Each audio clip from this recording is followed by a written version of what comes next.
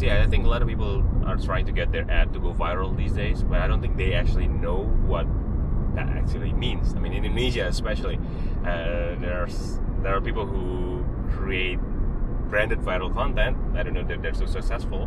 There are people who are trying to do it, and there are people who create just ads and then it became viral, not for the reasons they want. Like you're talking about, I heard about the extract mangosteen thing. Mastin. That's advertising. Yeah. I hear people like singing the Mastin song. Yeah.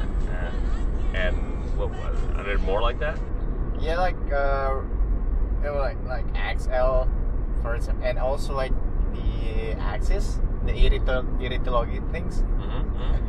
There is a grandma talking about Sukirman or whatever it is, but it's like pretty annoying, and some people creating another video which actually is not for the Axis video, but they only use a part of it.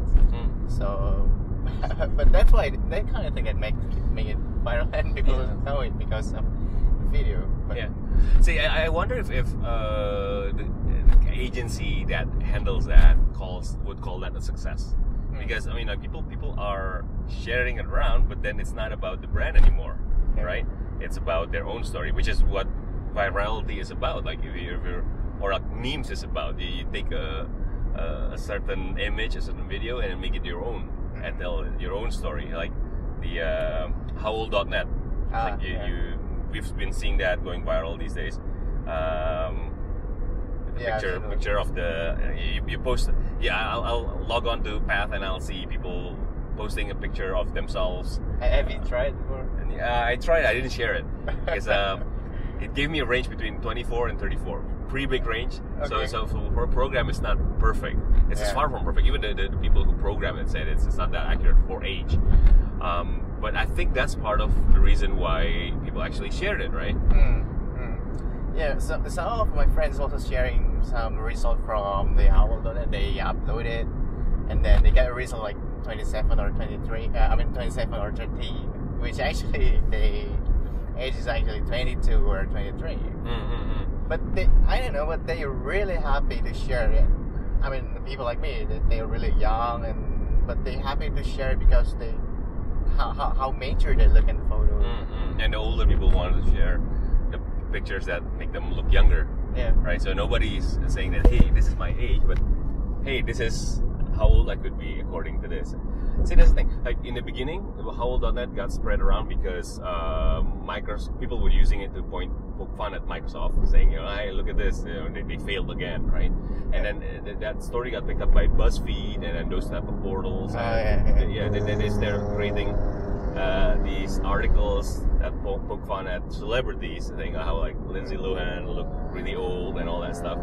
But then those articles got picked up by people like regular Joes, and then we use it to create stories about ourselves. So it's not one big story about Microsoft or about celebrities anymore. It's a lot of small stories about ourselves, and I think that's how things go viral, right? You need to make it your own story, and the story itself needs to have space for that story to evolve or revolve like that, depending on how you look at it. Yeah, but is there anything to do? I mean, to make it go viral, is there any kind of related to emotion, people emotion? I mean, intentions of people, how they get interested with the people. I mean, for instance, like we know that we have you seen like Molto advertisement about web series? Yeah. They did the cross campaign platform the cross platform thing. Yeah, I mean, like first of all, with Molto, I'm seeing the ads being pre-rolled on whenever I'm trying to watch any kind of YouTube, which is weird, because it's a fabric softener, and why am I seeing ads for fabric softener on YouTube, right? That's first. And the other thing that's weird about you talk about the cross-platform, that we keep hearing on the radio about, hey, watch this web series on YouTube. Yeah. So essentially, the fabric softener brand is advertising not its product, but its agency's product, right? It's advertising, it's advertisement.